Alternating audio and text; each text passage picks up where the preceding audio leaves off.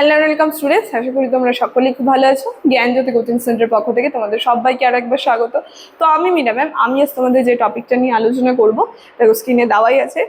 বাংলা সাহিত্যের ইতিহাসকে কটি ভাগে বিভক্ত করা হয় এবং বিভাগগুলি কি কি রয়েছে সেই সম্পর্কে একটা সংক্ষিপ্ত আলোচনা কিন্তু আছে ক্লাসে করে দেবো। ঠিক আছে, আলোচনার বিষয় শুরু করার আগে খুবই একটা গুরুত্বপূর্ণ ইনফরমেশন তোমাদেরকে দিয়ে যাই। তোমরা যারা যারা ভাবছো, এক সেকেন্ড, তোমরা যারা যারা ভাবছো আমাদের সঙ্গে এই সেমিস্টারে অনলাইন ক্লাস বা নোটসের জন্য যোগাযোগ করবে, তাদেরকে বলে দিই, দেখো বোর্ডের কর্নারে দুটি নাম্বার দেওয়া আছে, যে কোনো একটি নাম্বারের মধ্যে কল করে নিয়ে কিন্তু আমাদের সঙ্গে সরাসরি যোগাযোগ করে নিতে পারবে। তার সঙ্গে তোমাদের বিভিন্ন সেমিস্টার কোর্স ফির জায়গাটা একটু বলে দিচ্ছি ছোট্ট করে।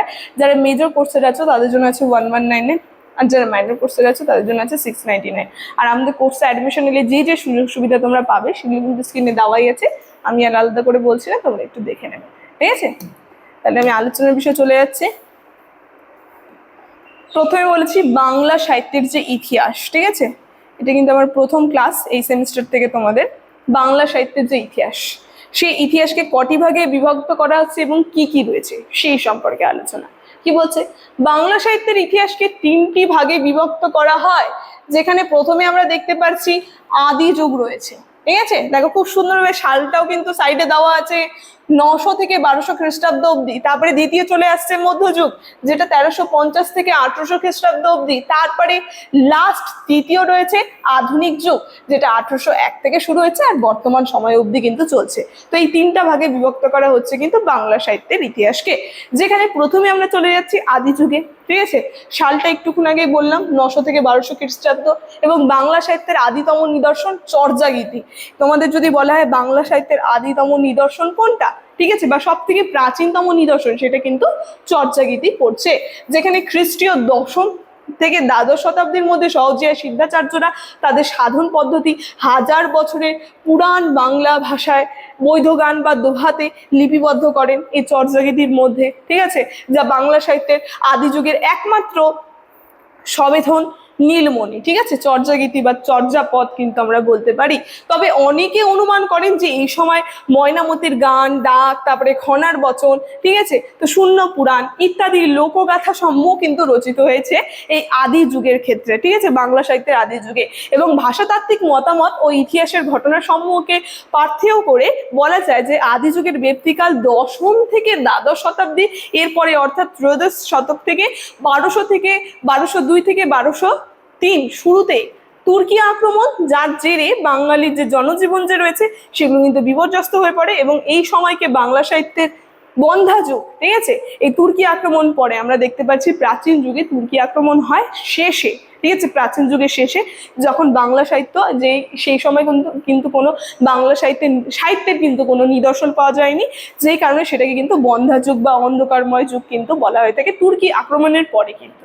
ঠিক আছে, তবে এটা মানতে হবে যে তলে তলে সাহিত্য রচনার পরিসর তৈরি হচ্ছিল, তা না হলে মধ্যযুগের সূচনাতে কিন্তু আমরা পেয়ে থাকি শ্রীকৃষ্ণ কীর্তন কাব্য, বিখ্যাত কাব্য। ঠিক আছে, মধ্যযুগে হঠাৎ করে কিন্তু সেই হাওয়া সম্ভবপর হয় না। তারপরে মধ্যযুগে চলে আসি, তো এইভাবে কিন্তু শুরু হলো মধ্যযুগ। তুর্কি আক্রমণের পরে অনেক দিন কিন্তু অনেক বছর কিন্তু সেই নিদর্শন কিন্তু কোনো পাওয়া যায়নি বাংলা সাহিত্যের নিদর্শন। কিন্তু তারপরে আমরা পেয়ে গেলাম মধ্যযুগে, যে সালটা বলে দিয়েছে 1350 থেকে 1800 খ্রিস্টাব্দ, যেখানে তুর্কি আক্রমণের বেশ প্রায় 1201 থেকে 1350 এই 2 শতাব্দী ধরে চলছিল। সেই কারণে এই 2 শতাব্দী বাংলার সার্বিক পরিস্থিতি বলতে সমাজের অর্থনৈতিক, রাষ্ট্রিক, ধর্মীয় সাহিত্য রচনার ক্ষেত্রে বিপন্ন হয়। ঠিক আছে, 2 শতাব্দী ধরে কিন্তু কোনো সাহিত্যিক নিদর্শন পাওয়া যায়নি, এবং এই সময় যুগপরি সাহিত্য রচনা হয়েছিল। এরপরে চতুর্দশ শতাব্দীর মাঝামাঝি সমাজ স্থিতিশীল ও শান্ত হয়। এরপরে একে একে মধ্যযুগের যে নানা কাব্য যে রয়েছে, ঠিক আছে, যেখানে রাজাদের যে পৃষ্ঠপোষকতা রচিত হতে থাকলো, এবং এই সময় সাহিত্যের অন্যতম বৈশিষ্ট্য আর্য অনার্য সংস্কৃতির সমন্বয় কারণ সম্মিলিত হলো। এই যুগেই কিন্তু আদি পর্বের আদিতম নিদর্শন হিসেবে ধরা পড়ে বড়ু চণ্ডীদাসের শ্রীকৃষ্ণ কীর্তন কাব্য। মধ্যযুগের যে অন্যতম বাংলা সাহিত্য, কাব্য সাহিত্য, সেই ক্ষেত্রে কিন্তু আমরা দেখতে পাচ্ছি এই শ্রীকৃষ্ণ কীর্তন কাব্য কিন্তু উঠে আসছে মধ্যযুগের ক্ষেত্রে। এবং এর সমসাময়িক অনুবাদ সাহিত্য রয়েছে, রামায়ণ, মহাভারত, এগুলো কিন্তু সব মধ্যযুগের থেকে চলে আসছে। ভাগবত, ঠিক আছে, মঙ্গল কাব্যগুলোও কিন্তু রয়েছে মধ্যযুগের সাহিত্যের মধ্যে, মনসা, চণ্ডী মঙ্গল, ঠিক আছে, ধর্মমঙ্গল, তারপরে কি বলেছে যে বৈষ্ণব পদাবলী লেখালেখিও কিন্তু চলে এই মধ্যযুগের মধ্যে। এই পদাবলীর ধারায় শাক্ত পদাবলীর সূচনা সপ্তদশ শতক থেকে চৈতন্যদেবের আবির্ভাব যে রয়েছে সেই আবির্ভাব মধ্যযুগের এক অবিস্মরণীয় ঘটনা, যেটাকে কেন্দ্র করেও কিন্তু আবার সাহিত্যের তিনটা ভাগ হয়ে যাচ্ছে। দেখো যেখানে বলে দিয়েছে সেদিক থেকে মধ্যযুগের সাহিত্যকে কিন্তু আবার আরো তিনটা ভাগে ভাগ করা হচ্ছে। সেখানে চলে যাচ্ছে চৈতন্য পূর্ববর্তী যুগ মানে তার জন্মের আগে, এবং পরে রয়েছে চৈতন্য সমসাময়িক মানে চৈতন্যদেব যখন জন্ম হয়েছে সেই সময়, তারপরে রয়েছে চৈতন্য পরবর্তী যুগ মানে চৈতন্যদেবের তার যে আর কি জন্মের পরে, ঠিক আছে, তিনি চলে যাওয়ার পর। তো এইভাবে কিন্তু বাংলা সাহিত্যের মধ্যযুগে আবার তিনটা ভাগ চলে আসছে। এবং এরপরে সব শেষে চলে আসি আধুনিক যুগে। আধুনিক যুগ কখন থেকে শুরু হচ্ছে? 1801 থেকে শুরু হয়েছে এবং বর্তমান সময় অবধি কিন্তু আধুনিক যুগ চলে আসছে। এবং কিভাবে কখন শুরু হলো বলছে, কেবল ব্যক্তিত্ব অর্জন নয়, স্বীয় ব্যক্তিদের মুখোমুখি দাঁড়াবার সামর্থ্যই আধুনিকতা, যেখানে আলোক সরকার 1800 খ্রিস্টাব্দ থেকে বাংলা সাহিত্যের আধুনিক যুগের সূচনা করেন। তাহলে কে সূচনা করেন এই আধুনিক যুগে? নাম বলে দিয়েছে 1800 খ্রিস্টাব্দ, আলোক সরকার যিনি রয়েছেন। আধুনিকতার মূল লক্ষণ অমিত ও বিশুদ্ধ মানবিক কৌতূহল, যার সূচনা ইংরেজ মিশনারি ও ফোর্ট উইলিয়াম কলেজের প্রতিষ্ঠার মধ্যে দিয়ে ব্যাপকতা পায়। এবং মুদ্রণ যন্ত্রের প্রচলন, বাংলার লিপি সংস্কার, গদ্যের বিকাশ, ব্যক্তি সংবাদপত্র সমসাময়িক পত্র প্রকাশের মধ্যে দিয়ে আধুনিক যুগকে নিদর্শন করে।